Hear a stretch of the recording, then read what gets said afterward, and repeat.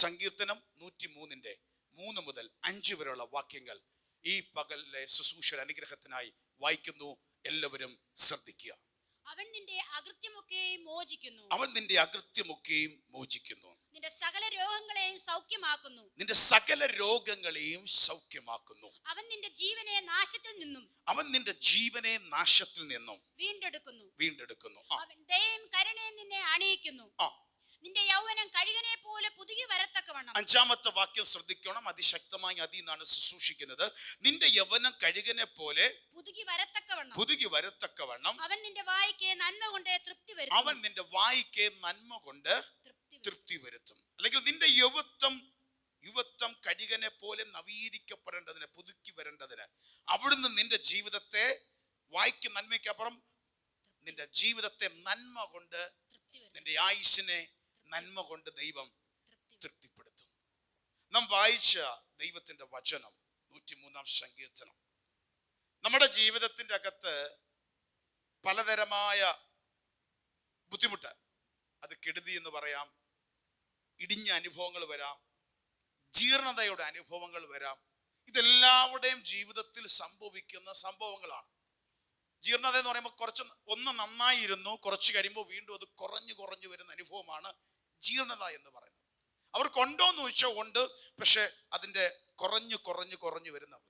എന്നാൽ ചിലപ്പോൾ പെട്ടെന്ന് ഒരു അധപ്പതനം, പെട്ടെന്ന് ബാക്കിലോട്ട് പോകുന്ന അനുഭവം, അങ്ങനത്തെ അനുഭവങ്ങളും മനുഷ്യന്റെ ജീവിതത്തിന്റെ അകത്ത് സംഭവിക്കുന്ന അനുഭവങ്ങളുണ്ട്. പക്ഷേ ഇന്ന് പകൽ ഞാൻ പറയുന്ന ദൈവത്തിന്റെ ദൂത് ഇതാണ്. ഹല്ലേലൂയ.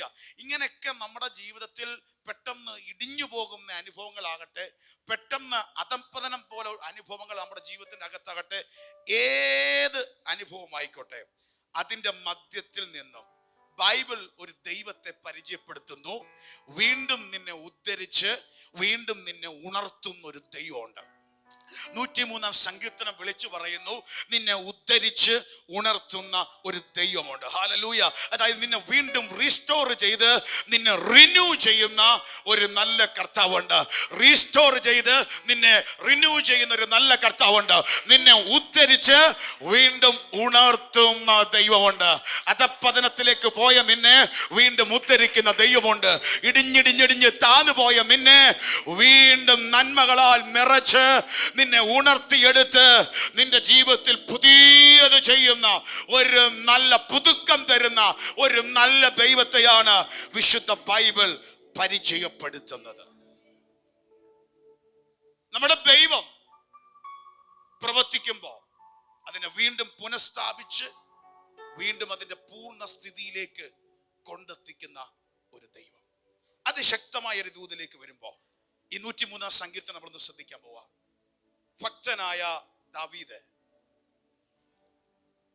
തന്റെ ജീവിതത്തിൽ ദൈവത്തിന്റെ കരുണയ്ക്കായി ദൈവത്തെ സ്തുതിക്കുന്നതാണ് 103-ാം സങ്കീർത്തനത്തിൽ നമുക്ക് കാണാൻ സാധിക്കുന്നത്.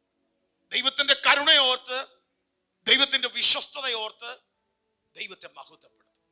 ഇനി ആദ്യം തുടർന്നുള്ള വാക്കുകൾ ഒന്ന് വായിച്ച് എല്ലാവരും ശ്രദ്ധിച്ചോണം. ഓരോ വാക്കും പ്രവചന ശബ്ദമാണ്. ഓരോ വാക്കും തീ പോലെ ഇറങ്ങും. വിശ്വസിച്ച് ഏറ്റെടുത്താൽ ഇന്ന് പകൽ ഈ 10-ാം മാസത്തിലെ ഈ ആരാധന കഴിഞ്ഞ് ഇറങ്ങുന്നത് ആൾ മാറിയതുപോലെ പരിശുദ്ധാത്മാവ് മാറ്റാൻ പോവുകയാണ്. കൊതിയോടെ ഈ തുറന്ന മിനിറ്റുകളായിരുന്നു. യെസ്, വായിച്ചോ. എൻ മനമേ യഹോവയെ വാഴ്ത്തുക. എന്റെ സർവ്വ അന്തകരമേ അവന്റെ വിശുദ്ധ നാമത്തെ വാഴ്ത്തുക. എൻ മനമേ, ഓരോ വ്യക്തിയോട് പറയും, ഓ മൈ സോൾ, നീ ദൈവത്തെ എന്ത് ചെയ്യുക? വാഴ്ത്തുക. ഓരോ ഇൻഡിവിജ്വൽ വ്യക്തിയോടാ പറയുന്നത്.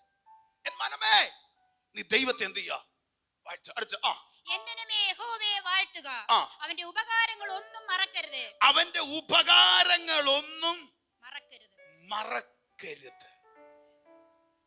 അവന്റെ ഓരോ ബെനഫിറ്റും, ദൈവം തരുന്ന ഓരോ വഴികളും, ദൈവം തരുന്ന ഓരോ നന്മകളും എന്ത് ചെയ്യരുത്? നീ മറക്കരുത്. എല്ലാവരും ഒന്ന് ശ്രദ്ധിച്ചേ. ദൈവത്തെ സ്തുതിക്കുവാൻ സങ്കീർത്തനക്കാരൻ ആഹ്വാനം ചെയ്തിട്ട് പറയുകയാണ്, നീ അവന്റെ ഉപകാരങ്ങൾ ഒന്നും എൻ മനമേ ദൈവത്തിന്റെ ഹൃദയത്തിന്റെ പലകയിൽ എഴുതി വെക്കേണ്ട ഒരു സത്യം, ദൈവം ചെയ്ത ബെനഫിറ്റുകൾ, ദൈവം ചെയ്ത ഉപകാരങ്ങൾ ഒരിക്കലും മറക്കരുത്. നമ്മൾ പറയും എന്റെ ജീവിതത്തിൽ ഇന്നലകളിൽ പ്രാർത്ഥിച്ചത് ചിലത് കാണാനുണ്ട് വിടുതൽ, ചിലതിന്റെ വിടുതലേക്ക് ഞാൻ അനുഭവിച്ചിട്ടില്ല എന്ന് നമ്മൾ പറയുന്നുണ്ടാകാം. പക്ഷെ ബൈബിൾ പറയുന്നു ദൈവം ചെയ്ത ഉപകാരങ്ങൾ ഒന്നും നീ എന്ത് ചെയ്യരുത്, മറക്കരുത്. ഇന്നലകളിൽ നിന്റെ ജീവിതത്തിൽ ദൈവം ഒത്തിരി നന്മകൾ ചെയ്തിട്ടുണ്ട്, അതിനെ നീ ഒരിക്കലും മറന്നു പോകരുത്. ദൈവം വിശുദ്ധ ബൈബിളിൽ നിന്ന് ആഗ്രഹിക്കുന്ന, നമ്മളിൽ നിന്ന് ആഗ്രഹിക്കുന്ന ഒരു കാര്യം എന്താ അറിയാം? ഒരു നന്ദിയുള്ള മനസ്സ് നമുക്ക് എല്ലാവർക്കും ഉണ്ടായിരിക്കണം. അത്ഭുതം നടക്കുന്നതും അവിടാണ്. നന്ദിയുള്ള മനസ്സ് നമ്മുടെ ജീവിതത്തിന്റെ അകത്തുണ്ടായിരിക്കും. ഇത് പറയുമ്പോൾ അതിന്റെ 7-ാം വാക്യത്തിൽ മനോഹരമായി പറയുന്നുണ്ട്, അവൻ നിന്റെ വഴികളെ മോശെയും, അവൻ തന്റെ വഴികളെ മോശെയും തന്റെ പ്രവൃത്തികളെ ഇസ്രായേൽ മക്കളെയും അറിയിച്ചു. എന്തുകൊണ്ട് നീ അവന്റെ ഉപകാരങ്ങൾ ഒന്നും മറക്കരുത്. കഴിഞ്ഞ നാളിൽ ദൈവം തന്റെ വഴി, ദൈവം തന്റെ ജനത്തിനോട് പ്രത്യേകമായി മോശയോടും അവൻ തന്റെ വഴിയെ കാണിച്ചു കൊടുത്തു. ഇന്ന് എനിക്ക് വഴിയില്ലയോ, ഇന്നെന്റെ വിഷയത്തിൽ ചില വിഷയത്തിന് വിടുതൽ എനിക്ക് കിട്ടാനുണ്ട്, ഇത് പറഞ്ഞുകൊണ്ടിരിക്കുമ്പോ തന്നെ മോശ പറയാണ്, നമ്മുടെ പിതാക്കന്മാർക്ക് ദൈവം തന്റെ ഇസ്രായേൽ ജനത്തിനും മോശയ്ക്കും തന്റെ വഴിയെ അവൻ അറിയിച്ചു.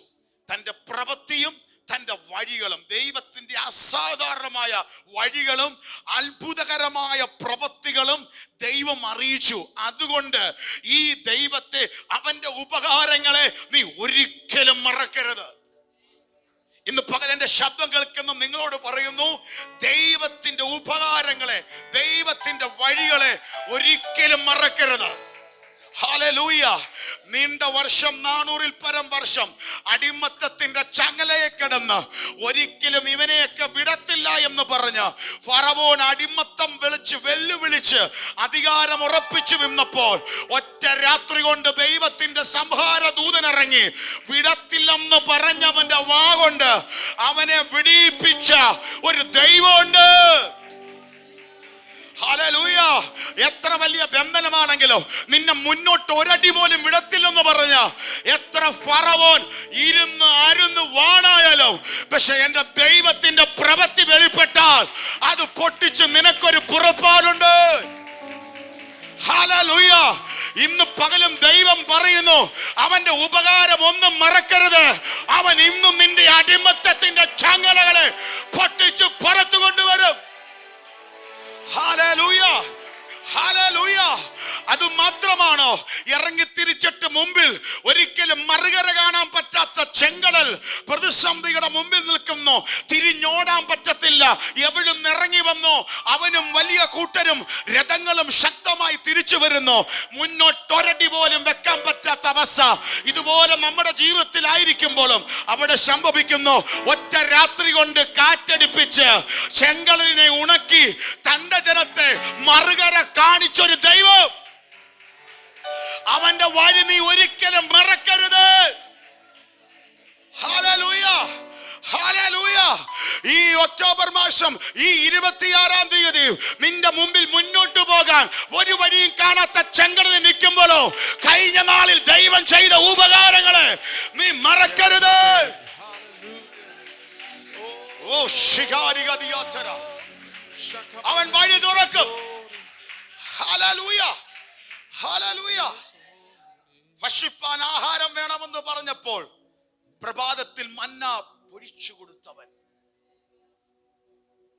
ഇറച്ചി വേണമെന്ന് പറഞ്ഞപ്പോൾ ഒറ്റ കാറ്റിനാൽ കാടയെ പറത്തിക്കൊണ്ടുവന്ന് കൂടാരത്തിന്റെ മുമ്പിൽ നിർത്തിച്ച ദൈവം, വെള്ളമില്ലെന്ന് പറഞ്ഞപ്പോൾ ദാഹിച്ച് ചത്തുവീഴുമെന്ന് പറഞ്ഞപ്പോൾ മുമ്പിൽ കണ്ട പാറയെ പിളർന്ന് ഉറവയെ തുറന്നു കൊടുത്ത ദൈവം, കിട്ടിയ വെള്ളം കയ്പാണ് കുടിക്കാൻ പറ്റത്തില്ലെന്ന് പറഞ്ഞപ്പോൾ അതിന്റെ അടുത്ത് നിന്നൊരു വൃക്ഷത്തിന്റെ കൊമ്പിനെ വെട്ടിയിട്ട് ആ കയ്പിനെ മധുരമാക്കി തന്റെ ജനത്തെ നടത്തിയ ഒരു മഹാദൈവമുണ്ട്.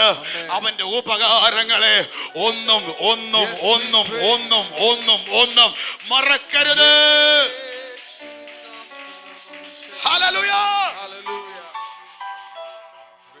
ജീവിതത്തിൽ ദൈവം ചെയ്ത ഉപകാരങ്ങളെ ഓർത്ത് നന്ദി കരയറ്റാൻ ദൈവം നമ്മൾ ഇന്ന് ആഗ്രഹിക്കുന്നു. ഇന്നൊരു തീരുമാനം എടുക്കണം. കഴിഞ്ഞ മണിക്കൂർ വരെ ദൈവം ചെയ്ത ചില ഉപകാരങ്ങളുണ്ട്, അതിന് ദൈവത്തിന് താങ്ക്സ് ഗിവിംഗ് കൊടുക്കണം. നന്ദിയുള്ള ഹൃദയം നമുക്കെല്ലാവർക്കും ഉണ്ടായിരിക്കണം. അങ്ങനെ നന്ദിയുള്ള ഹൃദയത്തോടെ പ്രതിസന്ധിയിലും പാടിയാൽ, സ്തുതിച്ചാൽ, ആരാധിച്ചാൽ പിന്നെ നടക്കുന്നത് വൻ അത്ഭുതമായിരിക്കും. അപ്പോസ്തല പ്രവൃത്തി 16-ാം അധ്യായത്തിൽ പൗലോസിനെയും ശീലാസിനെയും പിടിച്ച് കാരാഗ്രഹത്തിലാക്കുന്ന അവസ്ഥയുണ്ട്. സുവിശേഷത്തിന് വേണ്ടി നിന്നതിന്റെ പേരിൽ അവരെ ഭയങ്കരമായി ദണ്ഡിപ്പിച്ച് അടിപ്പിച്ചു. ശക്തമായ നിയമമായതുകൊണ്ട് കാലാമത്തിലിട്ട് പൂട്ടി. സാധാ തടവറയിലല്ല, ഉള്ളിൽ അകത്തെ തടവറയിൽ എന്ത് ചെയ്തു? അവരെ ആക്കി. നോർമലി സ്തുതിക്കാൻ ഒരു വകയില്ല. പക്ഷേ കഴിഞ്ഞ നാളിൽ ചെയ്ത ദൈവത്തിന്റെ കൃപകളെ ഓർത്ത് ബൈബിൾ പറയുന്ന അവർ പ്രാർത്ഥിച്ച് പാടി സ്തുതിച്ചു. നോർമലി നോക്കിയാൽ ഇപ്പോൾ ആരാധിക്കാനുള്ള ഒരു മനസ്സുള്ള അവസ്ഥയാണോ? അല്ല. സാഹചര്യം അനുകൂലമാകുമ്പോൾ മാത്രമല്ല, പ്രതികൂലത്തിന്റെ നിൽക്കുമ്പോൾ അവന്റെ ഉപകാരങ്ങൾ ഒന്നും മറക്കാതെ ദൈവത്തെ സ്തുതിക്കാൻ തുടങ്ങി, കർത്താവോട് പ്രാർത്ഥിക്കാൻ തുടങ്ങി. സംഭവിച്ചെന്താണെന്നറിയാമോ? വമ്പൻ കുലുക്കം വരാൻ തുടങ്ങി. അടിസ്ഥാനം കുലുങ്ങി. കാരാഗ്രഹത്തിന്റെ വാതിൽ തുറന്നു. അവരെ ബന്ധിച്ച ചങ്ങലകൾ ശരീരത്തിൽ നിന്ന് അഴിഞ്ഞു പുറത്തു പോകാൻ തുടങ്ങി. ഹല്ലേലൂയ. ഇന്ന് പകൽ ഒരു ദൂത് പറയാ.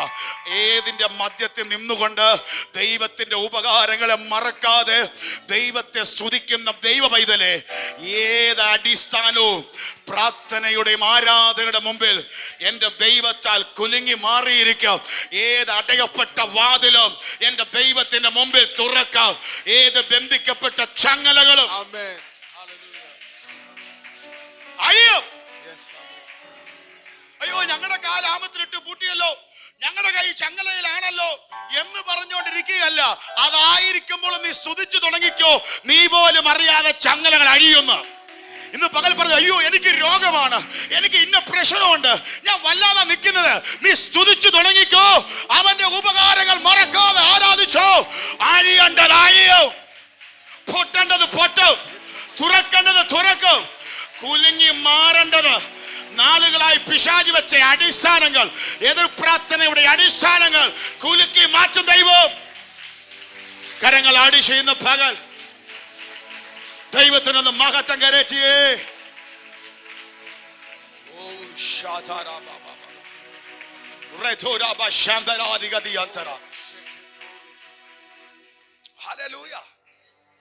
അവന്റെ ഉപകാരങ്ങൾ ഒന്നും നീ എന്ത് ചെയ്യരുത്, മറക്കരുത്. അതുകൊണ്ട് ഇന്ന് പകൽ ഒരു തീരുമാനത്തോടെ ഇന്ന് ഈ ആരാധന കഴിഞ്ഞ് പോകണം.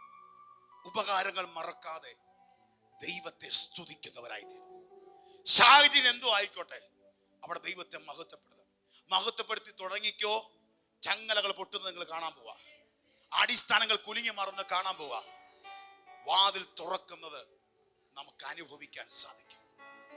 അപ്പൊ ഇത് പറഞ്ഞിട്ട് അടുത്ത ചില വാക്യം, അവന്റെ ഉപകാരങ്ങൾ ഒന്നും നീ മറക്കരുത്. എന്നിട്ട് എന്താ ഈ ദൈവം ചെയ്യുന്നേ? ആ ദൂതിലേക്ക് വരിക. അതുകൊണ്ടാ പറഞ്ഞേ, എന്തവൻ ചെയ്യും, എന്തിന് വിടുതൽ നൽകും. ഇനി 3 തൊട്ടൊന്ന് വായിച്ചേ. അവൻ നിന്റെ അകൃത്യമൊക്കെ മോചിക്കുന്നു. നമ്പർ 1, അവൻ നിന്റെ അകൃത്യമൊക്കെ മോചിക്കുന്നു. നിന്റെ സകല പാപങ്ങളെയും ക്ഷമിക്കുന്ന, മോചിക്കുന്ന ഒരു നല്ല കർത്താവ്. ദൈവം എന്ത് ചെയ്യുന്നു? അവൻ എന്താ ചെയ്യുന്നേ? നിന്റെ അകൃത്യമൊക്കെ മോചിക്കുന്നു. ദൈവത്തിന്റെ ബ്ലെസ്സിങ്ങിന്റെ, എല്ലാരും ശ്രദ്ധിച്ചേ, ദൈവാനുഗ്രഹത്തിന്റെ ഏറ്റവും വലിയ ഫൗണ്ടേഷൻ എവിടെ കിടക്കുന്നതെന്ന് അറിയാമോ? ക്ഷമയിലാ കിടക്കുന്നത്. ഒന്ന് ആര് ക്ഷമിക്കണം? ദൈവം നമ്മുടെ പാപങ്ങളെ ക്ഷമിക്കും. അതിനുവേണ്ടിയാണ് യേശു കർത്താവ് ഈ ഭൂമിയിലേക്ക് വന്നത്. ബൈബിൾ പറയുന്നു, രക്ഷിപ്പാതിരിപ്പാൻ തക്കവണ്ണം യഹോവയുടെ കൈ എന്ത് ചെയ്തിട്ടില്ല? കുറുകിപ്പോയിട്ടില്ല. കേൾപ്പാതിരിപ്പാൻ തക്കവണ്ണം അവന്റെ കാത്, ചെവി എന്ത് ചെയ്തിട്ടില്ല? മന്ദമായി പോയിട്ടില്ല. നിങ്ങളെ നിങ്ങളുടെ ദൈവത്തെ അകറ്റുന്നത് നിങ്ങളുടെ പാപം അത്രേ. അപ്പൊ പാപം വരുമ്പോ ജീവനുള്ള ദൈവമായിട്ട് അകൽച്ച വരികയാണ്, സെപ്പറേഷൻ വരികയാണ്. അതിനെ പറയുന്ന പേരാണ് ആത്മീയ മരണം, സ്പിരിച്വൽ ഡെത്ത്. ആത്മീയ മരണം. ആദമും ഹവ്വയും ഇന്ന വൃക്ഷത്തിന്റെ ഫലം കഴിക്കരുതെന്ന് പറഞ്ഞിട്ട് കഴിക്കുന്ന നാളിൽ നിങ്ങൾ എന്ത് ചെയ്യും? മരിക്കും. നമ്മൾ പിന്നെ അവർ മരിക്കുന്ന അവിടെ കണ്ടിട്ടില്ല. എന്താ സംഭവിച്ച? കഴിച്ച് മരണം നടന്നു. ദൈവവുമായിട്ടുള്ള സെപ്പറേഷൻ, ആത്മീയ മരണം, സ്പിരിച്വൽ ഡെത്ത് സംഭവിക്കുക. ആ ദൈവിക ബന്ധം മാറുന്നതിന് ആത്മീയ മരണം എന്ന് പറയുന്നത്. അപ്പൊ ആ സെപ്പറേഷൻ ഉണ്ടെങ്കിൽ ദൈവത്തിന്റെ ബ്ലെസ്സിങ് നമുക്കാർക്കും എന്ത് ചെയ്യാൻ പറ്റത്തില്ല? അനുഭവിക്കാൻ പറ്റത്തില്ല. അപ്പൊ ദൈവം ചെയ്യുന്ന ആദ്യ പ്രവൃത്തി എന്താ? ദൈവത്തിന്റെ പ്രവൃത്തി എന്താ? അവൻ നിന്റെ അകൃത്യങ്ങളൊക്കെയും മോചിക്കുന്നു. ദൈവം നമ്മുടെ അകൃത്യം മോചിച്ചില്ലേ? കാൽവറിയിൽ യേശു കർത്താവ്, നേരത്തെ കർത്താവ് ജിജുബർ പറഞ്ഞതുപോലെ, ഒരിക്കലായി എന്നേക്കുമായി ആറ്റുകൊറ്റന്മാരുടെയോ പശുക്കിടാവിന്റെയോ എന്തെങ്കിലും രക്തമല്ല, അതൊക്കെ ആണ്ടുതോറും വീണ്ടും യാഗമർപ്പിക്കണം, ഒഴിക്കണം, രക്തം ചിന്തണം. പക്ഷെ ഒരിക്കലായി എന്നേക്കുമായി കാൽവറിയിൽ ഒരു യാഗം എനിക്കും നിനക്കും വേണ്ടി കഴിച്ച് അവസാന തുള്ളി രക്തം വരെ നമ്മുടെ പാപങ്ങളുടെ മോചനത്തിനായി എൻ്റെ കർത്താവ് ഒഴുക്കി വില കൊടുത്തു വാങ്ങി നമ്മെ. അതാ ബൈബിൾ പറയുന്നേ. 1 യോഹന്നാൻ 1:7 പറയുന്നു, അവന്റെ പുത്രനായ യേശുക്രിസ്തുവിന്റെ രക്തം സകല പാപവും പോക്കി നമ്മെ, നമ്മുടെ അകൃത്യം മോചിച്ചത് എങ്ങനാ? യേശു നമുക്ക് വേണ്ടി മരിച്ചു. യേശു മരിച്ചത് കൊണ്ട് നമ്മുടെ പാപം ഒറ്റ കാര്യമുള്ളൂ, നമ്മളത് ഏറ്റു പറഞ്ഞ് സ്വീകരിക്കും. അത് തന്നെ 1 യോഹന്നാൻ 1:9 പറയുന്നുണ്ട്, നിങ്ങൾ ആ പാപങ്ങളെ ഏറ്റു പറയുമെങ്കിൽ, ഹല്ലേലൂയ, കൺഫസ് അവർ സിൻ, നമ്മുടെ പാപങ്ങളെ ഏറ്റു പറഞ്ഞാൽ അവൻ നമ്മെ നീതീകരിക്കാൻ, ശുദ്ധീകരിക്കാൻ, മറക്കാൻ വിശ്വസ്തനായ ദൈവമാണ്. അപ്പൊ നമ്മൾ എന്ത് ചെയ്യണം? അത് ഏറ്റു പറഞ്ഞ് ഉപേക്ഷിക്കുമ്പോൾ യേശുക്രിസ്തുവിന്റെ രക്തം സകല പാപം പോക്കി നമ്മെ ശുദ്ധീകരിക്കും. അപ്പൊ നമ്പർ 1, എൻ മനമേ അവന്റെ ഉപകാരങ്ങൾ ഒന്നും നീ എന്ത് ചെയ്യരുത്? ഉറക്കെ പറ, അവന്റെ ഉപകാരങ്ങൾ ഒന്നും മറക്കരുത്. ഏറ്റവും പ്രധാനപ്പെട്ട ചെയ്തി എന്താണെന്ന് അറിയാമോ? നമ്മുടെ പാപങ്ങളെ ക്ഷമിച്ചു കർത്താവ്. നമ്മുടെ പാപങ്ങളെ എന്ത് ചെയ്തു? യേശു എന്തു ചെയ്തു? ചിലർ ചോദിക്കുകയാണ്, നിങ്ങൾക്ക് പ്രാർത്ഥനയ്ക്ക് പോയിട്ട് എന്തോ കിട്ടി? ഉള്ളിന്റെ ഉള്ളിൽ എന്ന് പറഞ്ഞു. അവനെ ചിലപ്പോൾ പറഞ്ഞ വെളിപ്പാട് അവൻ ഉദ്ദേശിക്കുന്നത് ഈ ഭൗതികമായി എന്താണ്ട് കാര്യമായി അവൻ ഉദ്ദേശിക്കുന്നത്. പക്ഷെ ഒന്നാമത് കിട്ടുന്ന എന്താണെന്നറിയാമോ? എൻ്റെ പാപത്തെ കാൽവറി യാഗമായവൻ എനിക്ക് വേണ്ടി ക്ഷമിച്ചത് ഞാൻ ഇന്ന് തിരിച്ചറിഞ്ഞു. അവന്റെ അകൃത്യത്തെ ക്ഷമിച്ചിരിക്കുന്നു, പാപത്തെ ക്ഷമിച്ചു. അവൻ ചെയ്ത ഒന്നാമത്തെ ഉപകാരം. അതിന്റെ ഗുണം എന്താണെന്നറിയാമോ? എഫേസ്യ ലേഖനത്തിൽ പൗലോസ് പറയുന്നു, മുമ്പേ നിങ്ങൾ ദൂരസ്ഥരായിരുന്നു, അന്യരായി പരദേശിയുമായി ദൈവത്തിൽ അകന്നിരിക്കുന്നു. ഇപ്പോഴോ യേശുക്രിസ്തുവിന്റെ രക്തത്താൽ നിങ്ങൾ ആരായിരിക്കുന്നു? സമീപസ്ഥരായിരിക്കുന്നു. ദൈവത്തിന്റെ അടുത്തേക്ക് നിനക്ക് ധൈര്യത്തോടെ ആബാ പിതാവേ എന്ന് പറഞ്ഞ് മകനെന്ന അവകാശത്തോടെ എൻ്റെ അപ്പന്റെ സന്നിധിയിലേക്ക് അടുത്തു വരാ. അപ്പന് കരുണ തോന്നുന്ന പോലെ, എൻ്റെ മക്കളോട് കരുണ തോന്നുന്ന പോലെ ദൈവത്തിന് തൻ്റെ ജനത്തോട് എന്ത് ചെയ്യുന്നു? കരുണ തോന്നുന്ന ദൈവമാണ്. പാപങ്ങളെ, അകൃത്യങ്ങളെ മോചിക്കുക എന്ന് പറഞ്ഞാൽ യേശുക്രിസ്തുവിന്റെ രക്തത്താൽ കരുകൾ പ്രാപിച്ച എല്ലാ ദൈവ കുഞ്ഞുങ്ങളോട് പറയുന്നു, വിശ്വസിച്ച നിങ്ങൾ അവന്റെ രക്തത്താൽ കരുകൾ പ്രാപിച്ച് അവന്റെ മകനും മകളുമായി തീർന്ന് നിനക്ക് ധൈര്യത്തോടെ എൻ്റെ അപ്പന്റെ അടുത്തേക്ക് കടന്നു വരാം. അപ്പൊ നമ്മുടെ ഏത് വീഴ്ചയിലായിക്കോട്ടെ, ഏത് പാപമായിക്കോട്ടെ, അത് ക്ഷമിച്ച് ശുദ്ധീകരിച്ച് നമ്മെ നീതിമാനാക്കുന്ന ഒരു നല്ല ദൈവം. അപ്പൊ ദൈവം നമ്പർ 1 നമ്മുടെ അകൃത്യമൊക്കെ എന്ത് ചെയ്യുന്നു? മോചിക്കുന്നു. ഇന്ന് പകൽ നമ്മുടെ അകൃത്യങ്ങളെ മോചിച്ച് മക്കളാക്കി, അവകാശികളാക്കി നമ്മെ തീർത്തൊരു നല്ല ദൈവമുണ്ട്. നമ്മുടെതെല്ലാം ക്ഷമിച്ചു അവന്റെ മക്കളാക്കി ദൈവം നമ്മെ മാറ്റി. അടുത്തത്, അവൻ അകൃത്യമൊക്കെ മോചിക്കുന്നു. നിന്റെ സകല രോഗങ്ങളെയും സൗഖ്യമാക്കുന്നു. അവൻ സൗഖ്യമാക്കുന്നു. നമ്പർ 2, എന്തുകൊണ്ട്? അവന്റെ ഉപകാരങ്ങൾ ഒന്നും നീ മറക്കരുത്. നിന്റെ രോഗങ്ങളെ അവൻ എന്ത് ചെയ്യും? സൗഖ്യമാക്കും. ശാരീരികം മാത്രമല്ല, അതിനേക്കാൾ വലിയ കഠിനമാണ് മനസ്സിന് പിടിച്ച വേണ്ട സൗഖ്യം. നിന്റെ ശരീരത്തെയും നിന്റെ മനസ്സിനെയും നിന്റെ വൈകാരിക തലങ്ങളെയും അവൻ സൗഖ്യമാക്കുന്ന ദൈവമാണ്. പുറപ്പാടിൽ പറഞ്ഞു, ഞാൻ നിന്നെ സൗഖ്യമാക്കുന്ന യഹോവയാകുന്നു. സംഘത്തിൽ പറയുന്നു, നീ മനസ്സ് തകർന്നവന്റെ മുറിവുകളെ കെട്ടി ആ മുറിവുകളെ ഞാൻ സൗഖ്യമാക്കുന്നു. പത്രോസ് പറയുന്നു, സാക്ഷാൽ നമ്മുടെ രോഗങ്ങളെ വഹിച്ചു വേദനകളെ ചുമന്നു അടിപ്പിണരാൽ നമുക്ക് സൗഖ്യം വന്നിരിക്കുന്നു. യെശയ്യാപ്രവാചകനും വിളിച്ചു പറയുന്നു. അപ്പൊ ദൈവം അകൃത്യങ്ങളെ മോചിക്കുക മാത്രമല്ല, നമ്മുടെ രോഗങ്ങളെ സൗഖ്യമാക്കിയാണ്. ഇത് ഓരോന്നും എന്തിനാ പറയുന്നതെന്നറിയാമോ? നമ്മൾ ഒന്നിച്ച് പ്രാർത്ഥിക്കാൻ പോവുക. ജീവിതത്തിൽ അകന്നുപോയി എന്ന് തോന്നുന്നുണ്ടെങ്കിൽ യേശുവിന്റെ രക്തം നിന്നെ വീണ്ടും അടുപ്പിക്കുകയാണ്. നീ എവിടെങ്കിലും ഒരു സൗഖ്യം വേണമെന്ന് ഇന്നും ആഗ്രഹിച്ച കടന്നു വന്നിട്ടുണ്ടെങ്കിൽ നിന്റെ രോഗത്തെ സൗഖ്യമാക്കുന്ന ഒരു നല്ലൊരു ദൈവമുണ്ട്. ഹല്ലേലൂയ. ഇന്നലെ ഞാൻ പ്രാർത്ഥിച്ച് എനിക്ക് മാറ്റമില്ല. പക്ഷെ ഒരു വിഷയമല്ല, പക്ഷെ ദൈവം അന്നും ഇന്നും നാളെയും അവൻ സൗഖ്യദായകനാണ്. അവൻ വിടുവിക്കുന്ന ദൈവമാണ്.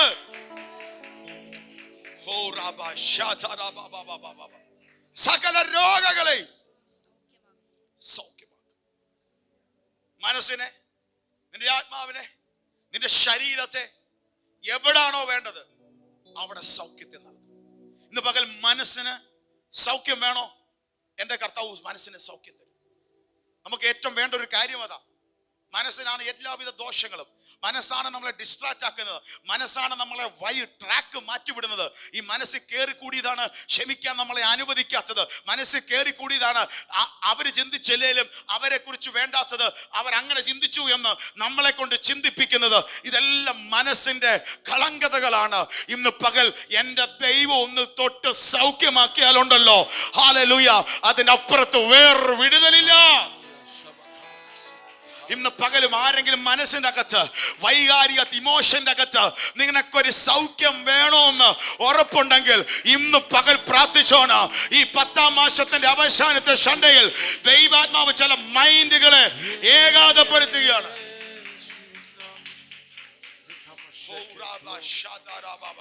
ഈ മനസ്സിന് സൗഖ്യം കിട്ടിയാലുള്ള ഏറ്റവും ഗുണം എന്തറിയാമോ? നമുക്ക് തന്നെ ഒരു വലിയ സന്തോഷമായിരിക്കും. ഈ നമുക്ക് തന്നെ എന്തുണ്ടാവും? നമ്മുടെ പ്രശ്നം അതാ.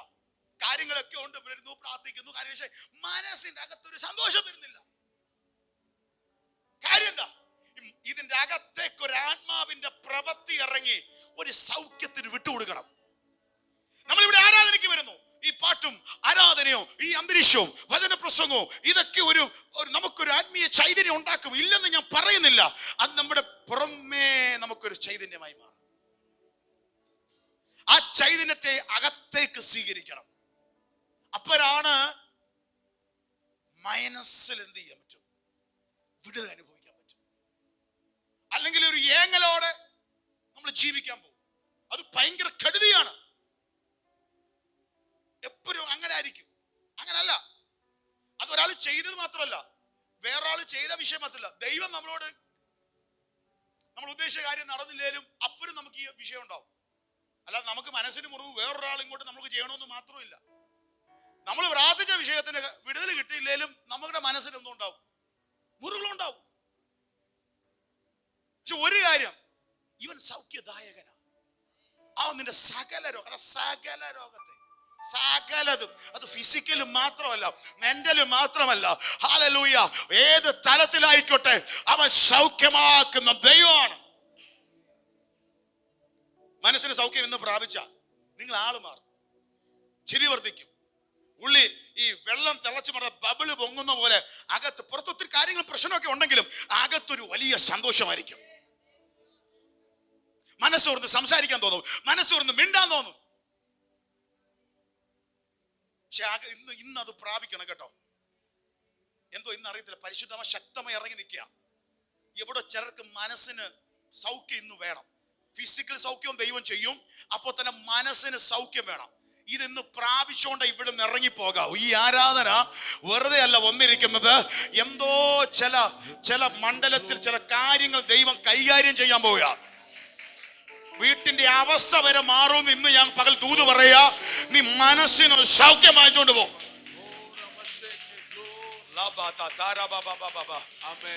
മറ്റേ ആർക്കും ഒരു പ്രശ്നമില്ല. മനസ്സിന് സൗഖ്യമില്ലാതിരുന്നാൽ ഇത് നമുക്ക് തന്നെ കേട്. ദൈവം വെച്ച സന്തോഷം അനുഭവിക്കാൻ പറ്റത്തില്ല. മനസ്സ് തുറന്ന് ഒരാളോട് മിണ്ടാൻ പറ്റത്തില്ല. പറയുമ്പോ ദൈവ വൈതലാണ്. ആരാധനയ്ക്ക് വരുന്നു, സ്ഥാനപ്പെട്ടു. പക്ഷേ ഈ സൗഖ്യത്തെ സ്വീകരിക്കണം. ഇന്ന് പകൽ വിശ്വസിക്കാൻ തയ്യാറ്. എനിക്കെന്താ നല്ല ആത്മാവി ഫീൽ ചെയ്യുന്നുണ്ട്. ഒരു പ്രസൻസ് ഇതിന്റെ അകത്ത് ചലിക്കുകയാണ്. ഏറ്റെടുക്കാൻ തയ്യാറായാൽ നിന്നെ മനസ്സിന് ഇട്ട് കറക്കുന്ന മണ്ഡലത്തിൽ ഒരു സൗഖ്യം.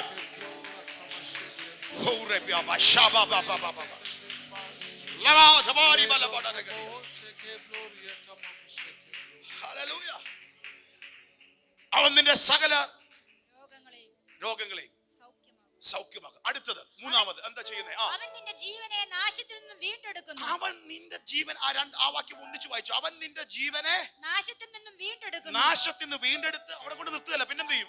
ദയയും കരുണയും നിന്നെ അണിയിക്കുന്നു. ദയയും കരുണയും നിന്നെ അണിയിക്കുന്നു.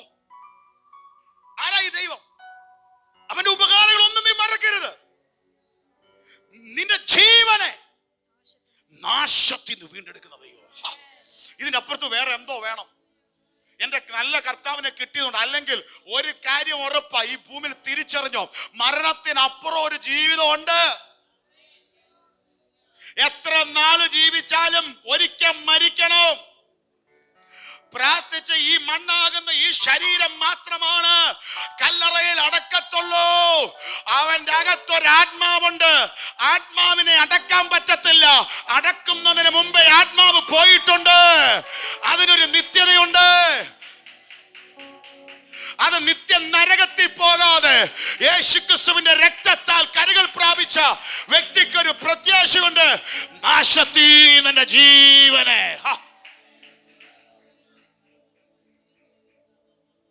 അത് ആത്മീയമായി നിൽക്കുമ്പോ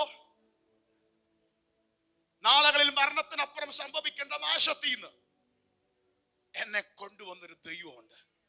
യേശുക്രിസ്തുവിൽ വിശ്വസിച്ച ദൈവവേദന ഒരു കാര്യം ദൈവാത്മ ഉറപ്പ് തരുന്നു. നിന്റെ മരണത്തിനപ്പുറം നീ നാശത്തിൽ പോകത്തില്ല. എത്ര പേർക്ക് ഉറപ്പുണ്ട്? മരണത്തിനപ്പുറം നീ ഒരു നാശത്തിന് പോകത്തില്ല. കാരണം നിന്റെ ആത്മാവ് ചങ്കായ എന്റെ കർത്താവുമായിട്ട് അവനെ രക്ഷിതാവായി സ്വീകരിച്ച് അവനുമായിട്ട് എത്ര കൂട്ടായ്മ.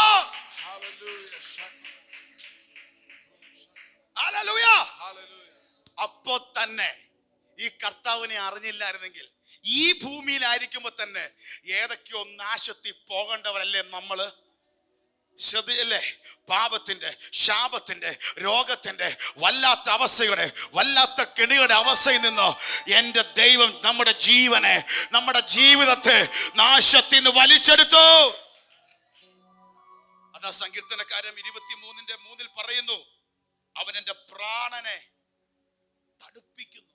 English restore my soul. എന്റെ പ്രാണനെ അവൻ എന്ത് ചെയ്തു? അല്ലെങ്കിൽ ചൂട് പിടിച്ച് ഞാൻ നശിക്കേണ്ടതാണ്. പക്ഷെ അവൻ എന്റെ പ്രാണനെ തണുപ്പിക്കുന്ന ദൈവമാണ്. അവൻ നാശത്തിന് എന്നെ എന്ത് ചെയ്തു? ഇംഗ്ലീഷിലെ മലയാളത്തിൽ വായിക്കും, അവിടുന്ന് നിന്റെ ജീവനെ പാതാളത്തിൽ നിന്ന് വീണ്ടെടുത്തിരിക്കുന്നു. നിന്റെ ജീവിതം അങ്ങനെ തകർന്നു പോകേണ്ടതാണ്. വീണ്ടെടുത്തിരിക്കുന്നു. അതിന്റെ അർത്ഥം എന്താണെന്നറിയാം? ഒരു അടിമച്ചന്തയിൽ അടിമയായിട്ട് നിൽക്കുന്ന വ്യക്തിയാണ്. അന്നത്തെ കാലത്ത് ഈ ചന്ത ചെന്ന അടിമയെ കിട്ടും.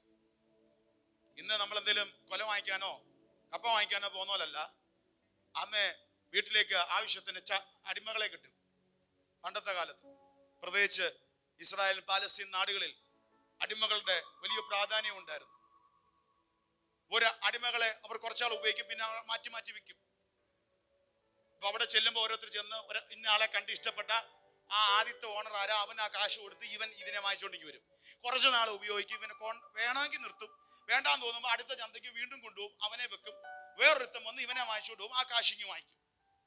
അടിമ ബിസിനസ്, ചന്ത, ജോലിക്കാരെ എടുക്കുന്ന പോലെ. പക്ഷേ എന്റെ പ്രാണനെ പാതാളത്തിൽ നിന്ന് വീണ്ടെടുത്തതിന്റെ അർത്ഥം എന്താണെന്നറിയാമോ? ഒരാള് വന്ന്, ഒരു യജമാനൻ വന്ന് വില കൊടുത്ത് എന്ന ജീവിതത്തിൽ മുഴുവൻ എന്നും അടിമയായിരിക്കേണ്ട ഒരു വ്യക്തിയെ വില കൊടുത്ത്, നേരത്തെ ആരുടെ കയ്യിലാണോ ഇരുന്നത് അവൻ ഒരു വലിയ വില കൊടുത്ത് ഇവനെ അവിടുന്ന് വാങ്ങിച്ചിട്ട് വീണ്ടും അടിമയാക്കാനല്ല, നീ പൊയ്ക്കോ എന്ന് പറഞ്ഞ് അവനെ കാശും കൊടുത്ത് അവനെ സ്വതന്ത്രനാക്കി വിടുന്ന പോലെ ഇരുട്ടിന്റെ പിശാചിന്റെ അടിമത്തത്തിലായിരുന്ന നമ്മെ രക്തം കൊടുത്ത് വിലക്ക് വാങ്ങിയിട്ട് നിന്നെ ഞാൻ സ്വതന്ത്രനാക്കി എന്ന് പറഞ്ഞത് എന്റെ സ്വർഗത്തിലെ അപ്പൻ. പക്ഷേ അങ്ങനെ ചെയ്യുമ്പോ ഈ അടിമ പിന്നെ അടിമയല്ല, അവൻ സ്വതന്ത്രനായാലും ഇവൻ പോകത്തില്ല. കാരണം എന്താണെന്നറിയാമോ? എന്നെ സ്വതന്ത്രനാക്കിയ മറ്റവന്റെ കയ്യിൽ നിന്ന് വിടിവിച്ച ഈ ഒരു യജമാനൻ ഉണ്ടല്ലോ, അവനോട് ചേർന്നിരിക്കും. അവൻ പറയുന്നത് ഞാൻ അനുസരിക്കുമെന്ന് പറഞ്ഞ ആ അടിമ അവനോട് ചേർന്ന് നിൽക്കും എന്ന് പറയുന്ന പോലെ നമ്മുടെ പ്രാണനെ നാശത്തിൽ നിന്ന് വിടിവിച്ചൊരു നല്ല കർത്താവുണ്ട്. അതിലെ എന്നിട്ട് വിടിവിക്ക മാത്രമല്ല, ഹല്ലേലൂയ, ആ വാക്കൊന്ന് വായിച്ചു. കരുണയും നിന്നെ അണിയിക്കുന്നു. ദയയും കരുണയും നിന്നെ എന്ത് ചെയ്യുന്നു? അണിയിക്കുന്നു. വിടിവിക്കുക മാത്രമല്ല, പിന്നെ നിന്നെ ക്രൗൺ ചെയ്യും, നിന്നെ ഡെക്കറേറ്റ് ചെയ്യും, നിന്നെ ഫാഷൻ ചെയ്യുന്ന പോലെ. അതാണ് ഒരു ഇംഗ്ലീഷ് അർത്ഥം പറയുന്നത്. ഒരു ഫാഷൻ ആക്കി നിന്നെ മാറ്റുന്ന പോലെ. നാശത്തിൽ കിടന്നിട്ട് തിരിച്ചു കയറുമ്പോ പിന്നെ നാശത്തിൽ കിടന്നയാണെന്ന് തോന്നിക്കുമാറല്ല, അങ്ങനെ പോലും തോന്നിക്കാത്ത രീതിയിൽ ദയയും കരുണയും നിന്നെ അണിയിക്കുന്നൊരു ദൈവം.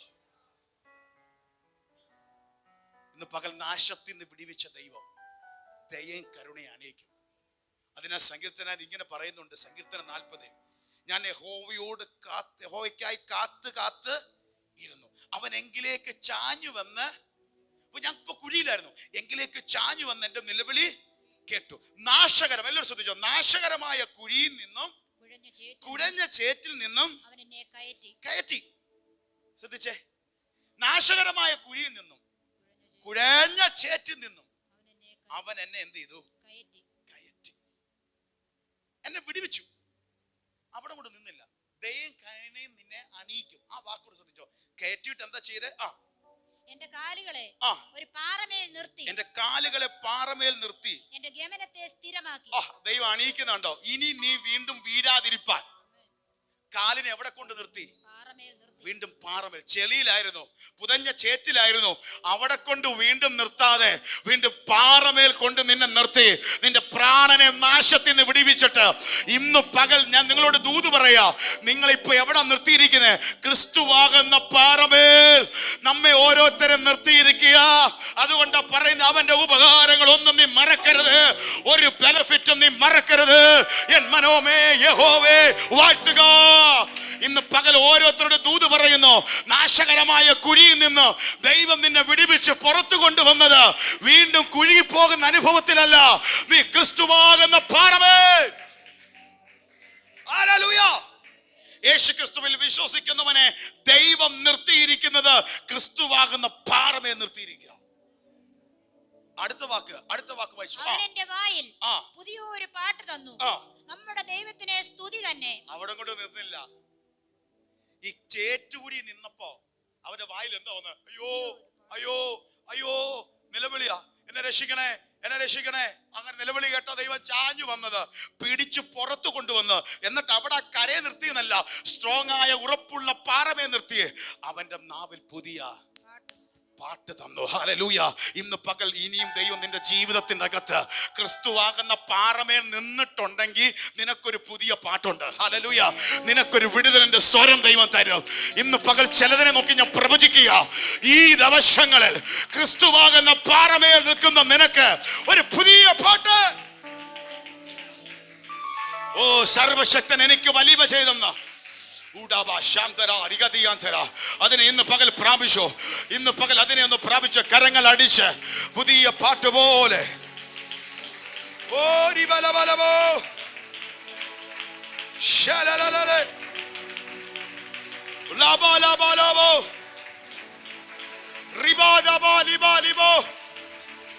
ജീസസ് ഒന്ന് കരങ്ങളെ തട്ടി ക്രിസ്തുവാകുന്ന പാറമേൽ നിർത്തി നിന്റെ നാവിൽ ഒരു പുതിയ പാട്ട്. എല്ലാ പഴയതും മാറട്ടെ, എല്ലാ പഴക്കങ്ങളും മാറട്ടെ, പുതിയത് പുതിയത് യെസ്. അയ്യോ അയ്യോ അയ്യോ അയ്യോ എന്ന് വീണ്ടും പഴയതുപോലെ വിളിച്ചു നിൽക്കാനല്ല. പുതിയത് പുതിയത് പുതിയത്. യെസ്, പ്രാപിച്ചോ. പുതിയത് പുതിയത്. Receive it. പുതിയത്. വാ വാ വാ വാ വാ. പുതിയത് പുതിയത്. പഴക്കങ്ങൾ മാറട്ടെ. പുതിയത് പുതിയത് പുതിയത് പുതിയത് പുതിയത്. പുതിയത് പുതിയത് പുതിയത് പ്രാപിച്ചു. പുതിയത്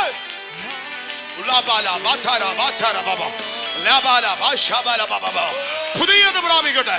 കർത്താവേ, പുതിയത് ജീവിതത്തിൽ ഇറങ്ങട്ടെ. പുതിയത് ഇറങ്ങട്ടെ. ഈ ദിവസങ്ങളിൽ പുതിയത് പുതിയത് പുതിയത്. എന്തോ ദൈവം പുതിയത് ദൈവം പകരുക. നിന്റെ കാലുമേൽ ഉറപ്പിച്ചിട്ട് വീണ്ടും പഴയ രോദനമല്ല, വീണ്ടും പഴയ വിലാപമല്ല, വീണ്ടും പഴയ കണ്ണുനീരല്ല. നോ, പുതിയത് പുതിയത് പുതിയത്. എന്തോ ഇന്ന് പകൽ ദൈവം പകരുക. Receive it. Oh, shaba baba baba. La baba baba baba. La baba baba baba. Raba baba baba baba. Rata ta ta ta ta ta shaka baba. Something new. പുതിയത് പുതിയത്. പുതിയ കൃപ, പുത്തൻ അന്യഭാഷ, പുത്തൻ ആത്മനിറവ്, പുത്തൻ പാട്ട്, പുത്തൻ പുതുഗീതം.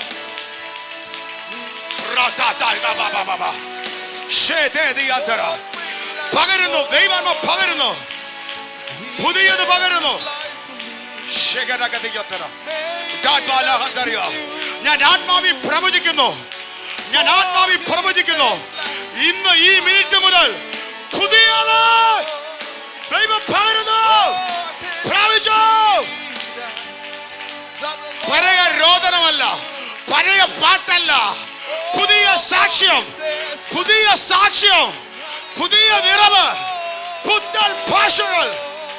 Receive it. കരം അടിക്കാൻ പറ്റുന്നവർ കരങ്ങൾ അടിച്ച് ഈ മിനിറ്റുകൾ പ്രാപിച്ചു. നിന്റെ മേൽ പകരുക, നിന്റെ മേൽ പകരുക, നിന്റെ മേൽ പകരുക. Yes yes. എല്ലാ പഴക്കത്തിന്റെ സ്പിരിറ്റ് മാറട്ടെ. Something new പ്രാപിക്കട്ടെ.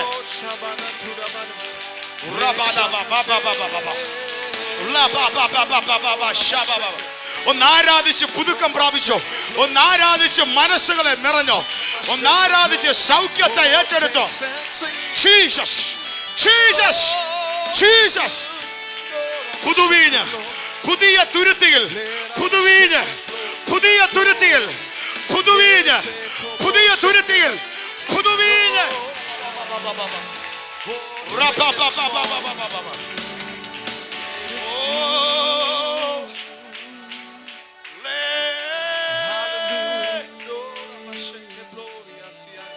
പുതിയതവൻ പകരും. നീ അവന്റെ ഉപകാരങ്ങൾ ഒന്നും മറക്കല്ലേ. നിന്നെ കുഴിയിൽ അവൻ കയറ്റും. കയറ്റിട്ട് ചളിയെ നിർത്തൂന്നല്ല, പാറമേൽ നിർത്തും. ക്രിസ്തുവാകുന്ന പാറമേൽ. നിന്റെ നാവിൽ പുതിയത് ദൈവം തരും. ഇന്നത്തെ മെസ്സേജിലേക്ക് വരിക. നിന്നെ റീസ്റ്റോർ ചെയ്ത് നിന്നെ ദൈവം റിന്യൂ ചെയ്യാൻ പോവുക. വീണ്ടും പണിയപ്പെട്ട് ദൈവം നിന്നെ പുതുക്കാൻ പോവുകയാണ്. പുനരുദ്ധിച്ചിട്ട് ദൈവം നിന്നെ പുതുക്കം തരാൻ പോവുക. ഞാൻ ആത്മാവിൽ പ്രഖ്യാപിക്കുന്നു ഒരു പുതുക്കത്തിന്റെ നിറവിലേക്ക്. നന്മയും കരുണയും വിശ്വസ്തതയും നിന്നെ അണിയിക്കും. ഇന്നത്തെ സത്യം പറഞ്ഞ ഇന്നത്തെ ദൂതിലേക്ക് വരാൻ പോവാ.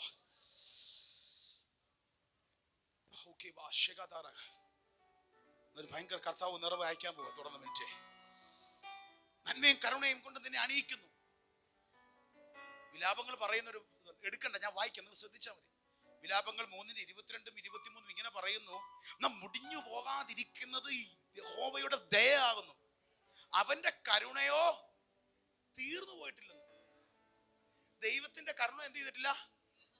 എവിടുത്തെ സ്റ്റോക്ക് തീർന്നാലും ഈ സ്റ്റോക്ക് തീരത്തില്ലെന്ന്, കരുണ തീരത്തില്ലെന്ന്, അവൻ അലങ്കരിക്കുന്നത് തീരത്തില്ലെന്ന്. അപ്പോ ഒരു പ്രാവശ്യം അലങ്കരിക്കുന്നല്ല, ഒരു പ്രാവശ്യം നിന്നെ പുറത്തു കൊണ്ടുവന്നിട്ട് നിനക്ക് എന്നും പുതിയ പാട്ട് തരും.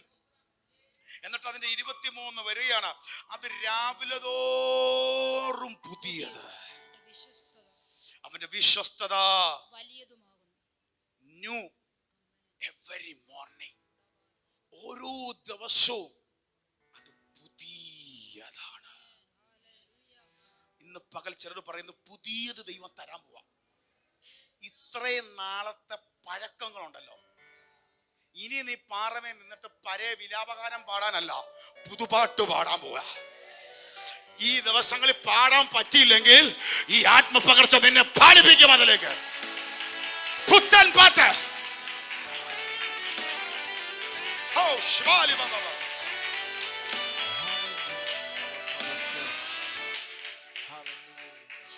ആ വാക്ക് പറഞ്ഞ് നമ്മൾ പ്രാർത്ഥിക്കാൻ പോവാ. നമ്മൾ വായിച്ച 103:5, 103 സങ്കീർത്തനം 5-ാം വാക്യം. നിന്റെ യൗവനം കഴുകനെ പോലെ പുതുക്കി വരത്തക്കവണ്ണം. ആഹാ, നിന്റെ യൗവനം കഴുകനെ പോലെ പുതുക്കി വരത്തക്കവണ്ണം അവൻ നിന്റെ വായ്ക്ക് നന്മ കൊണ്ട് തൃപ്തി വരുത്തുന്നു. നിന്റെ വായ്ക്ക് അവൻ നന്മ കൊണ്ട് തൃപ്തി വരുത്തുന്നു. പുതുക്കി തരുന്നു. നിന്റെ വായിക്കെന്ന് പറയുമ്പോൾ നിന്റെ ആയുസ്സിനെ, അതാണ് അതിന്റെ അർത്ഥം. നിന്റെ സംവത്സരങ്ങളെ നന്മ കൊണ്ട് നിനക്ക് ഈ ദൈവം എന്ത് ചെയ്യും? തൃപ്തി വരുത്തും. പുതുക്കി ദൈവം തരും, പുതിയത് ചെയ്യും. എങ്ങനെ? നിന്റെ യൗവനം ഇനിയുള്ള നാളുകളെ ദൂതറ്റെടുത്തോ, വരുന്ന മാസത്തേക്ക് ഒരു പുതുക്കൽ അനുഭവിക്കാൻ പോവാ. ഈ തേഞ്ഞൊക്കെ തീരുമ്പോ വീണ്ടും കത്താളും വാക്കത്തിയൊക്കെ കൊണ്ട് രാവാൻ കയറ്റത്തില്ലേ? ആ ഇരുമ്പിന് ഒരു കുഴപ്പമില്ല, പക്ഷെ ഒന്ന് രാവി കിട്ടിയ അത് ഭയങ്കര. ഇതുപോലെ കഴിഞ്ഞ നാൾ ഈ വിശ്വാസത്തിൽ വന്ന് ഇത്രയും നാളും ആരാധിച്ചു, പക്ഷെ ഇന്ന് മുതൽ ഒരു പുതുക്ക.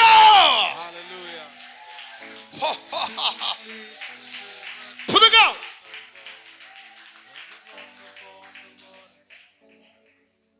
നിന്റെ യൗവനം എങ്ങനെ പുതുക്കുന്ന? കഴുകനെ പോലെ. ഈ കഴുകന്മാർക്ക് കുറച്ച് വയസ്സാവുമ്പോ, ഒരു 50 വയസ്സിനൊക്കെ മേളി വരുമ്പോ, ചിലര് പറയുന്നു 100 വയസ്സ് വരെയൊക്കെ, എന്തോ ആയിക്കോട്ടെ, ഒരു അല്പം നല്ല വാർദ്ധക്യം ഇച്ചിരി അങ്ങോട്ട് കയറി വരുമ്പോ ഇവർക്ക് പഴയതുപോലെ പറന്നുയരാൻ പറ്റത്തില്ല. കഴുകന്റെ ഏറ്റവും വലിയ 2 പ്രത്യേകത, ഒത്തിരി ഉണ്ട്. 2 പ്രത്യേകത. ഒന്ന്, അവന് എവിടെയും പറന്നു കയറാൻ പറ്റും. 2, അവന്റെ സ്പീഡ്, വേഗത. ഇവിടെ മഴ പെയ്യുമ്പോ സാധാ കിളികളെല്ലാം ഏതെങ്കിലുമൊക്കെ കൂട്ടിക്കന്ന് ഒളിക്കും, ഏതെങ്കിലും മരത്തിന്റെ പൊത്തേ കയറിയിരിക്കും കിളികൾ. പക്ഷെ കഴുകനല്ല, മേഘങ്ങൾക്ക് മീതെ അവൻ പറന്നുയരും. കാറ്റ് വരുമ്പോ ഇവിടുത്തെ കിളികളെല്ലാം പേടിച്ച് വീടിന്റെ മത്തേലും പൊത്തേലും മരത്തേലൊക്കെ, സ്ട്രോങ് മരത്തേലൊക്കെ, കപ്പയിലും അവന്റെ കവരത്തൊക്കെ കയറിയിരിക്കും. പക്ഷേ കഴുകന്റെ പ്രത്യേകത എന്നറിയാം, ആ പ്രതികൂല കാറ്റടിക്കുമ്പോ ഇവനറിയാം എനിക്ക് കുറച്ചും കൂടെ പകരാൻ, പറന്നുയരാൻ കിട്ടിയ അവസരം. ചിറക് അതിന്റെ ഓപ്പോസിറ്റ് അങ്ങ് വിടർത്തി അങ്ങ് കൊടുക്കും. ആ കാറ്റടിച്ചോണ്ട് ഇവനെ ഉയരത്തിലേക്ക് കൊണ്ടുപോകും. അതാ കഴുകന്റെ പ്രത്യേകത. അപ്പൊ നിന്റെ യൗവനം എങ്ങനെ ആക്കുന്ന? കഴുകനെ പോലെ പുതിയ വരത്തക്ക. അപ്പൊ ഈ കുറച്ച് കഴിയുമ്പോ ഈ ചിറകിൽ നിന്നൊക്കെ ഈ തൂലുകളൊക്കെ കൊഴിഞ്ഞു തുടങ്ങും. പ്രായമായില്ലേ? പക്ഷെ കഴുകൻ വിടത്തില്ല. കഴുകൻ എന്ത് ചെയ്തില്ല? വിടത്തില്ല. അവിടാണ് നമ്മുടെ ഇന്നത്തെ വിടുതലിരിക്കുന്നത്. കഴുകൻ വിടത്തില്ല. 1-2 തൂലൊക്കെ നമ്മളാണെങ്കിലും, എന്റെ ജീവിതം ഇത്രയൊക്കെ ആയി നടക്കുന്നു. കുറെ നാളായി പ്രാർത്ഥിക്കുന്നു. വെള്ളിയായി, ഞായറായി പ്രാർത്ഥനയായി, വെള്ളിയാഴ്ച പ്രാർത്ഥനയായി, ഇപ്പൊ വെള്ളിയാഴ്ച രാവിലത്തെ പ്രാർത്ഥനയായി. എനിക്ക് ഇങ്ങനെയൊക്കെ തന്നെ പാസ്റ്ററെ, വിട്ടുകൊടുക്കരുത്. കഴുകന്റെ കുറച്ച് തൂല് പോകുമ്പോ ഈ കീക്കാന്തൂറായ വലിയ പാറകളുടെയും മറ്റു പൊത്തിലൊക്കെ മേളിപ്പോയി ഇത് പറന്നു കയറി അങ്ങ് ഇരിക്കും. എന്നിട്ട് ചില നാളുകൾ അങ്ങ് ഒറ്റ ഇരിപ്പ് അവിടെ ഇരുന്നിട്ട് എന്തിനാ, ഈ ബാക്കി ഇനി കുറച്ചും കൂടെ കൊഴിയാൻ കാണും, അതുകൂടെ കൊത്തി പറക്കിയെടുത്താൻ കളയും. ഉദാഹരണം, ഒരു 100 മൊത്തം കാലും എല്ലാം കൂടെ ഒരു 100 കൂടെ ഉണ്ടെന്ന് വിചാരിച്ചു. ചിറകിന്റെ അകത്തുള്ള ഒരു 19 എണ്ണം അങ്ങ് പോയി എന്ന് വിചാരിച്ചോ, ബാക്കി ഒരു 20 എണ്ണം ഇരിപ്പുണ്ട്. ഈ 20 കൂടി ഇതെന്ത് ചെയ്യും?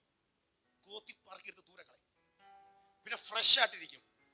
ഇതിന്റെ കഴുകന്റെ പ്രത്യേകത എന്തറിയാമോ? ഇച്ചിരി കഴിയുമ്പോ ഒരു കുഞ്ഞ് കഴുകന്റെ ചിറക് പോലെ, തുകല് പോലെ ഇത് വീണ്ടും കിളിക്കാൻ തുടങ്ങും. എല്ലാം കൊത്തിപ്പറിച്ച് കഴിയുമ്പോ വീണ്ടും ഇത് കിളിക്കാൻ തുടങ്ങും. അങ്ങനെ അത് കിളിച്ചു വരുന്നവരെ ചിലര് പറയുന്നു ചില വർഷം നീണ്ട മാസങ്ങൾ എടുക്കും. മാസങ്ങൾ അങ്ങനെ കഴുകനിരിക്കും. വലിയ പറക്കലൊന്നും പോകത്തില്ല, ഇങ്ങനെ ഇരിക്കും. ബാക്കിയും കൂടെ കൊത്തിപ്പറിച്ചിരിക്കും. ഇച്ചിരി കഴിയുമ്പോ യൗവനം പോലെ സ്ട്രോങ് ആകാൻ തുടങ്ങും. പൂടകൾ കിളിച്ചു തുടങ്ങാൻ തുടങ്ങും. മൊത്തം കിളിച്ചു തുടങ്ങാൻ തുടങ്ങും. വീണ്ടും ഒരു യൗവനക്കാരനായ കഴുകനെ പോലെ ഈ കഴുകൻ അവിടുന്ന് തിരിച്ചു വരും. ഹല്ലേലൂയ എന്ന് പറയുന്ന പോലെ ദൈവാത്മാവ് പറയുന്നു, നിന്റെ യൗവനം കഴുകനെ പോലെ പുതുക്കി വരുമെന്ന്. വിശ്വസിച്ച ശരീരത്തിന് സൗഖ്യം വ്യാപരിക്കും.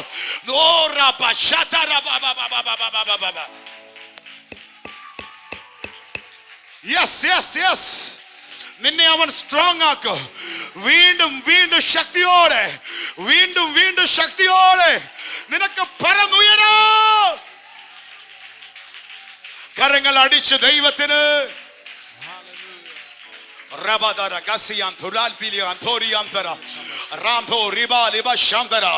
ഇന്ന് പകൽ ചില പുതുക്കങ്ങൾ ദൈവം തരാൻ പോവുക.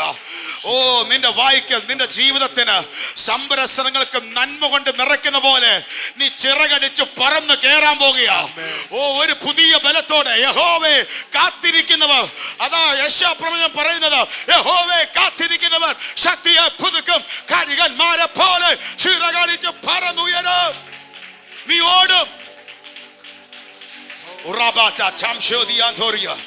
ദൈവം പുതിയത് ദൈവം ചെയ്യാൻ പോയ, നിന്റെ പഴക്കത്തെ ദൈവം മാറ്റാൻ പോയ, പുതിയത് ദൈവം ചെയ്യാൻ പോയ. ഇന്ന് പകൽ തേഞ്ഞു പോയ നിന്നെ, നിന്റെ ലൈഫിനെ, നിന്റെ കുടുംബത്തെ ഞാൻ പറയുന്നു, ശരീരത്തിന് വരെ സൗഖ്യം തരൂ. ചില പഴകിയ രോഗങ്ങൾ, പഴകിയ രോഗങ്ങൾ, പഴകിയ രോഗങ്ങൾ പ്രാർത്ഥിച്ച്. ചില പഴകിയ മൈഗ്രെയിൻ തലവേദനകൾ, I command you, get out this body. പഴകിയ മൈഗ്രെയിൻ തലവേദനകൾ, എല്ലാ പഴകിയ ആർത്രൈറ്റിസുകളും, എല്ലാ ജോയിന്റ് പെയിൻസുകളും be healed, be healed. എല്ലാ പഴകിയ ബ്ലഡ് ഇഷ്യൂസുകളും be normal, be normal, be normal, be normal. പ്രാപിച്ചോ. ദൈവശക്തി ശരീരത്തിലേക്ക് കയറട്ടെ. നിന്റെ ബ്ലഡിനെ പുതുക്കട്ടെ. ശരീരത്തിന്റെ സെല്ലുകളെ പുതുക്കട്ടെ. ശരീരത്തിന്റെ സെല്ലുകളെ പുതുക്കട്ടെ. പുത്തൻ ശക്തി അസ്ഥികൾക്ക്, നിന്റെ അസ്ഥി ഇളമ്പുല്ല് പോലെ തഴക്കട്ടെ. ഓ ആർത്രൈറ്റിസ് അസ്ഥി സംബന്ധ രോഗങ്ങളുടെ മേൽ, നിന്റെ അസ്ഥികളുടെ മേൽ ഫലം. Jesus, I feel the presence of God. I feel the presence of God. പ്രാർത്ഥിച്ചാൽ ഇത് സംഭവിക്കാൻ പോയ, നിന്റെ ആസ്തികൾ ഇളമ്പുല്ല് പോലെ തഴയ്ക്കാൻ പോയ, ഒരു യൗവനം പോലെ ദൈവത്തിന്റെ ശക്തി ഇറങ്ങി വരാൻ പോയ, എന്തോ ഒരു പുതുക്കം. നിന്റെ പഴക്കങ്ങൾ മാറി എന്റെ ദൈവം പുതുക്കാൻ പോവുക. നീ കഴുകനെ പോലെ ചിറകടിച്ച് പറന്ന് കയറാൻ പോയ. ഓ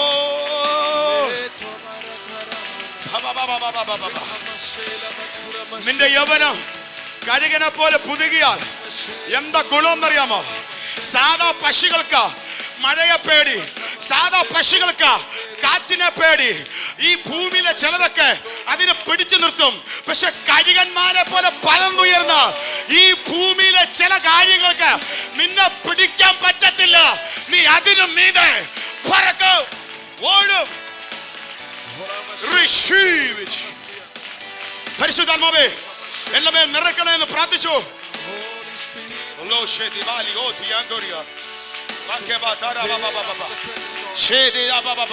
നീ പണ്ടുള്ളവയെ ഓർക്കണ്ട, നീ മുമ്പുള്ളവയെ നിരൂപിക്കണ്ട. ഇതാ ഞാൻ പുതിയതൊന്ന് ചെയ്യുന്നു.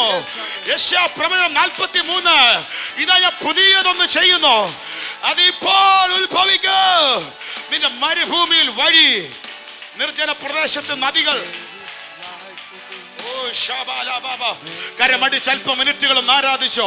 നിന്റെ യൗവന കഴുകനെ പോലെ പുതുക്കി വരത്തക്കവണ്ണം ഇന്ന് പകലൊന്ന് ആരാധിച്ചേറ്റെടുത്തോ.